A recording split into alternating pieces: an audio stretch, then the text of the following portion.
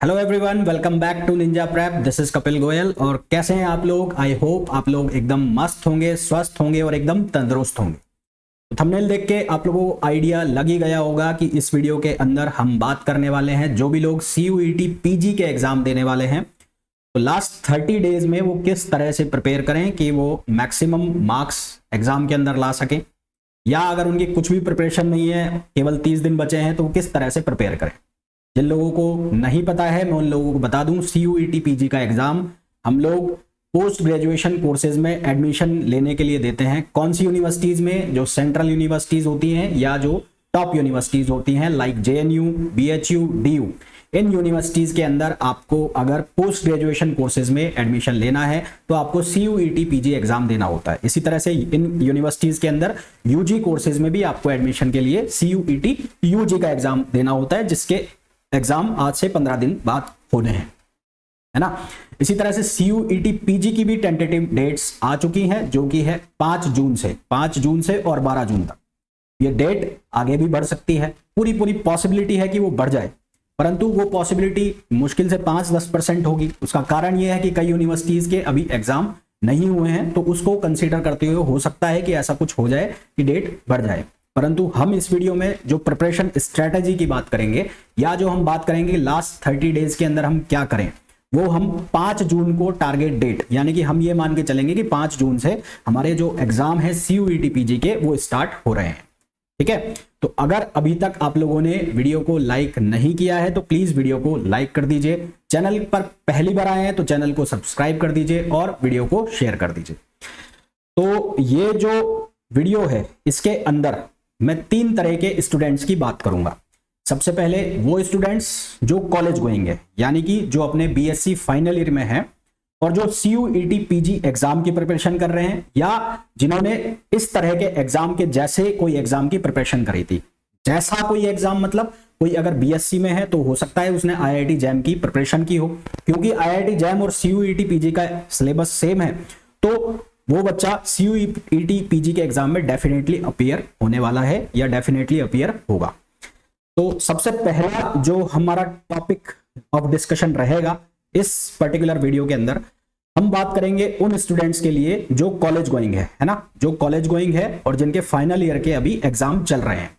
कई यूनिवर्सिटीज के एग्जाम खत्म हो चुके हैं, कई यूनिवर्सिटीज के जो एग्जाम है वो मई में चल रहे हैं, है ना, और कई यूनिवर्सिटीज के जून में होने हैं।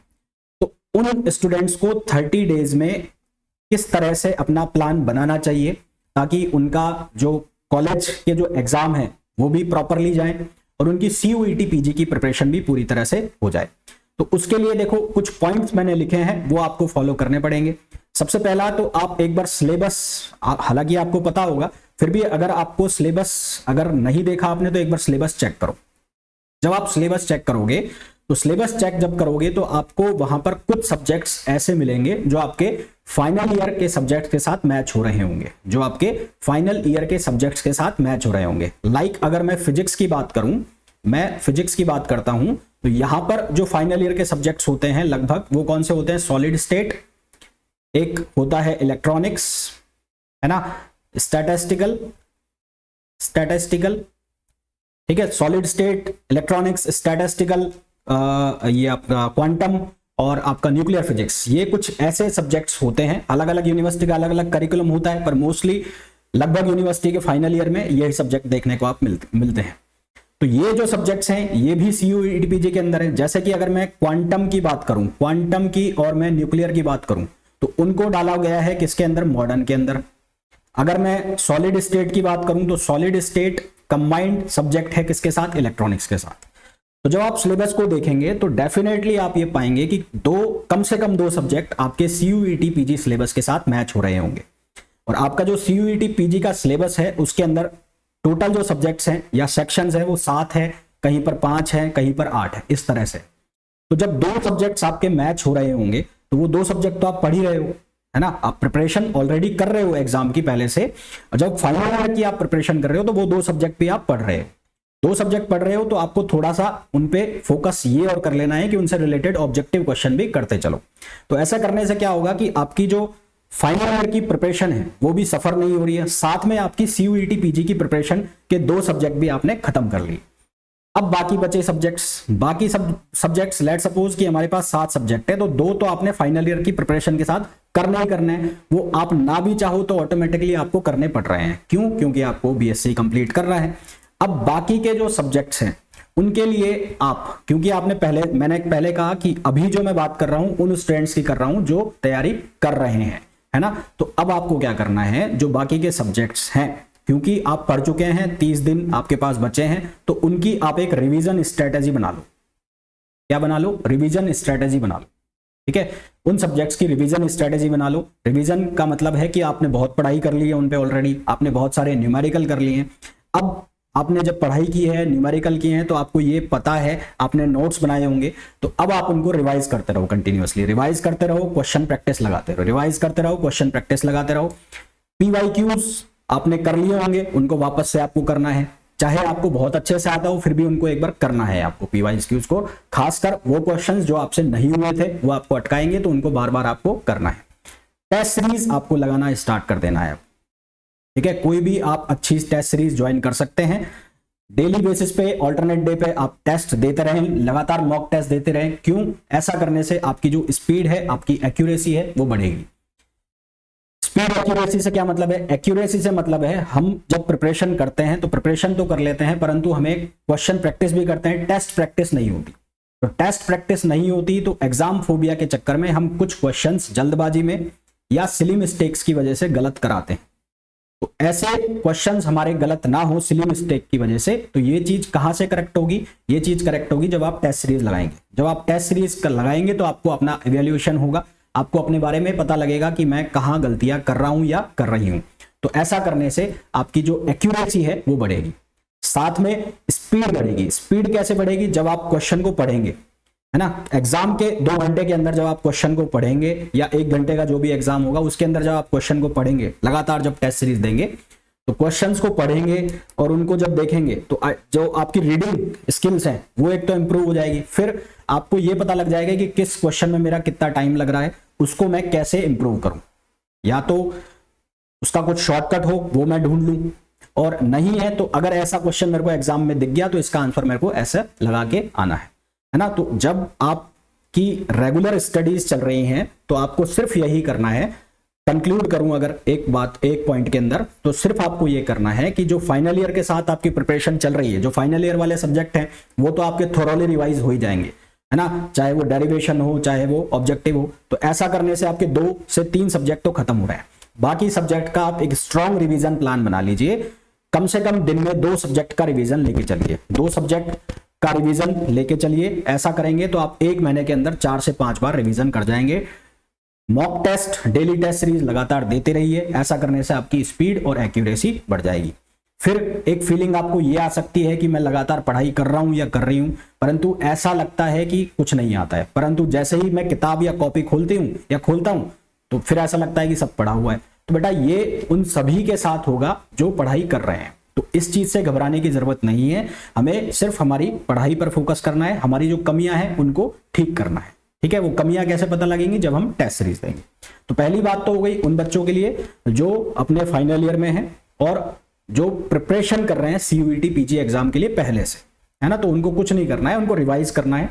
नया सब्जेक्ट तो आपके लिए कोई होगा नहीं। अगर आपका कोई सब्जेक्ट रह गया है, आपके 7 सब्जेक्ट हैं, आपका कोई सब्जेक्ट रह गया है, मान लो कि आपके 5 कंप्लीट हो गए, 2 रह गए हैं, तो नए सब्जेक्ट अब बिल्कुल स्टार्ट नहीं करने हैं। फिर भी आपको ये लगता है कि यार मैं कुछ कर लूं, तो उनके मोस्ट इंपॉर्टेंट टॉपिक्स कहीं से देख लीजिए, चाहे यूट्यूब से देख लीजिए, चाहे आपके किसी फैकल्टी से पूछ लीजिए, वो आपको बता देंगे इसके मोस्ट इंपॉर्टेंट टॉपिक ये हैं, वो आप कर जाइए। ठीक है, अब मैं उन बच्चों की बात कर लेता हूं जिनकी डिग्री कंप्लीट हो गई है। तो जिनकी डिग्री कंप्लीट हो गई है और जो प्रिपरेशन कर रहे हैं सीयूईटी पीजी की, या जिन्होंने प्रिपरेशन की थी आईआईटी जैम एग्जाम की, तो उन्हें क्या करना है? उनका तो भाई सब सिलेबस वगैरह सब पूरा हो जाना चाहिए अब तक। और अगर उनका सिलेबस अभी तक पूरा नहीं हुआ तो फिर तो उनका भगवान ही मालिक है कि क्या ही होगा। तो जिनकी डिग्री कंप्लीट हो चुकी है ना, और जो प्रिपरेशन कर रहे हैं काफी लंबे टाइम से, तो उनके लिए अब स्ट्रॉन्ग रिवीजन का प्लान आ जाना चाहिए। स्ट्रॉन्ग रिवीजन का प्लान आपका बन जाना चाहिए। दिन में आपको कम से कम 2 सब्जेक्ट रिवाइज करने हैं, उनके आपको पीवाईक्यूज लगाने हैं और टेस्ट देने हैं, है ना। और टेस्ट सीरीज आपको रेगुलरली देनी। कम से कम 2 सब्जेक्ट आपको रिवाइज करने हैं, PYQs उनके करने हैं और टेस्ट सीरीज होनी, और ये आपको कंटिन्यूअसली 30 डे करना है। अब ये टाइम टेबल आप कैसे बनाओगे अपना, वो आपको देखना है। नया टॉपिक हमें कोई नहीं छेड़ना है, न्यू टॉपिक हमें कोई नहीं छेड़ना है। गलती से आपका कोई सब्जेक्ट रह गया हो, आपकी कमी की वजह से, आपकी कोचिंग की वजह से, कुछ भी कारण हो सकते हैं, आपका कोई सब्जेक्ट रह गया हो तो वो सब्जेक्ट नहीं करना है। अब कोई टाइम नहीं है, जितना होना था वो हो गया। फिर भी आप वही मैं कहूंगा कि मोस्ट इंपॉर्टेंट टॉपिक उसके अपने टीचर से पूछ लीजिए, या यूट्यूब पे भी मिल जाएंगे तो उसके मोस्ट इंपॉर्टेंट टॉपिक आप कर सकते हैं। थर्ड नंबर पे हम बात करेंगे ऐसे स्टूडेंट्स की जिनको अभी तक यही नहीं पता था कि CUET PG एग्जाम क्या होता है। उन्होंने अपने यार दोस्तों से सुना कि ऐसा कोई एग्जाम है कि अगर तेरे को इस बड़ी यूनिवर्सिटी में एग्जाम एडमिशन लेना है PG में, तेरे को ये एग्जाम देना पड़ेगा। अब उन्होंने फॉर्म भर दिया, अब उनको 30 दिन के अंदर सब कुछ चाहिए कि मैं कैसे प्रिपेयर करूं। तो 30 दिन के अंदर आप क्या कर सकते हैं? बहुत संभावनाएं तो बहुत कम है, फिर भी उन लोगों के लिए मैं बता दूं, कोई भी 4 सब्जेक्ट, 3 से 4 सब्जेक्ट है ना, कोई भी 3 से 4 सब्जेक्ट आप लोग उठा लीजिए। 3 to 4 मोस्ट इंपॉर्टेंट जो सब्जेक्ट्स होंगे, 3 to 4, 4 मैक्सिमम जो इंपॉर्टेंट सब्जेक्ट हैं वो आप कर लीजिए। उनका थ्योरी पढ़ लिए, सिर्फ थ्योरी, ज्यादा डीप में नहीं जाना है। उनके PYQs कर लो, थ्योरी और PYQs, और हो सके तो प्रैक्टिस, क्योंकि ऐसा तो है नहीं कि अब आप अगर तैयारी कर रहे हो तो 2-2 3-3 घंटे तैयारी करोगे। टाइम आपको कम से कम जो देना है पर डे आपको जो टाइम देना है कम से कम 10 आवर्स टाइम देना है। कितना घंटा देना है? 10 आवर्स, है ना। 3 से 4 सब्जेक्ट करने हैं, अलॉन्ग विद 3 से 4 ये हो गए। और आपका जो पार्ट ए है, ये पार्ट ए सभी के लिए, पार्ट ए की प्रिपरेशन अगर आप लोगों ने अभी तक कंटिन्यू नहीं किया, अभी तक स्टार्ट नहीं किया है, तो पार्ट ए की प्रिपरेशन आपको जरूर करनी है। पार्ट ए 100 नंबर का आएगा, उसको किसी भी गलती से, किसी भी कारण से आपको छोड़ना नहीं है।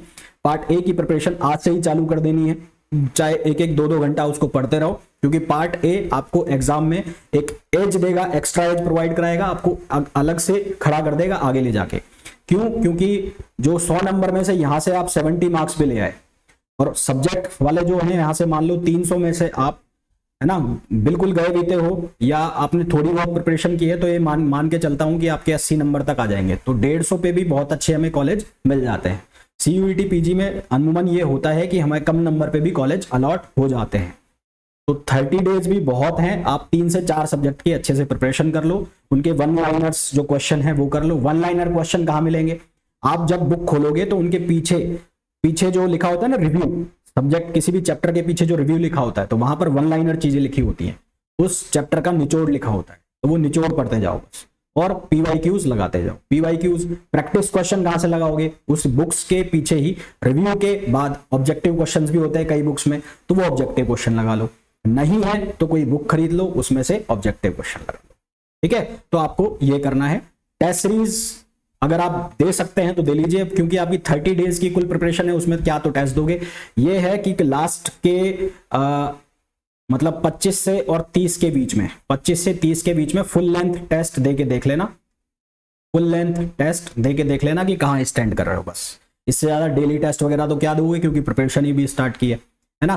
तो ये ओवरऑल जो है 30 डेज में आपको किस तरह से करना है। तो जो लोग BSc में हैं और अपने BSc के साथ प्रिपरेशन कर रहे हैं CUET PG की पहले से, तो उन्हें क्या करना है, जो अपने फाइनल ईयर के सब्जेक्ट हैं उन पे तो काम करना ही करना है, क्योंकि वो आपके CUET PG में भी आने वाले हैं, तो वो तो आपके थोरोली रिवाइज होंगे ही होंगे, तो उनकी तो टेंशन लेना नहीं है। आप ना भी करो तो वो खुद होंगे अपने आप रिवाइज। और जो उसके अलावा सब्जेक्ट है उनका आप कोई स्ट्रॉन्ग रिविजन प्लान बना लो, है ना। आपके फाइनल ईयर की प्रिपरेशन भी है तो आप दिन का 1 सब्जेक्ट ही रिवाइज कर लो, 1.5 सब्जेक्ट रिवाइज कर लो। और PYQs वगैरह है वो इतना ज्यादा लगा सकते हैं तो थोड़े थोड़े लगाते रहो। ऑल्टरनेट डे पे आप टेस्ट देते रहो, रेगुलरली आप नहीं दे सकते क्योंकि फाइनल की भी प्रिपरेशन करनी है, तो ऑल्टरनेट डे पे टेस्ट देते रहो। जिन्होंने BSc कंप्लीट कर ली है या डिग्री कंप्लीट कर ली है और जिन्हें जो प्रिपरेशन कर रहे हैं, तो उनके लिए कम से कम आपको दिन में 2 सब्जेक्ट रिवाइज करने हैं, PYQ लगाना है और टेस्ट देना है। जो स्टार्ट ही अभी कर रहे हैं तो वो तो 3 से 4 सब्जेक्ट कर लो। जो बुक्स के पीछे रिव्यू लिखा होता है उनकी वो वाली थ्योरी पढ़ लो, ऑब्जेक्टिव क्वेश्चंस बस वहीं से प्रैक्टिस क्वेश्चन मिल जाएंगे, और PYQs लगा लो, बढ़िया है। पार्ट ए सभी को प्रिपेयर करना चालू कर देना है, जिन्होंने भी अभी तक प्रिपेयर नहीं किया है। एग्जाम जो है वो इतना टफ नहीं आता है, सिंपल सा एग्जाम होता है। आपको जितना याद होगा उतना ज्यादा आप स्कोर कर पाएंगे। तो बहुत ज्यादा हेडेक लेना नहीं है, बस हमें डेली पढ़ते जाना है ना। तो इस वीडियो में इतना ही। वीडियो आपको कैसा लगा प्लीज कमेंट करके जरूर बताइएगा। पहली बार चैनल पर आए और चैनल को सब्सक्राइब नहीं किया है तो प्लीज चैनल को सब्सक्राइब जरूर कर दीजिए। तो मिलते हैं नेक्स्ट वीडियो में। Till then thank you, bye bye.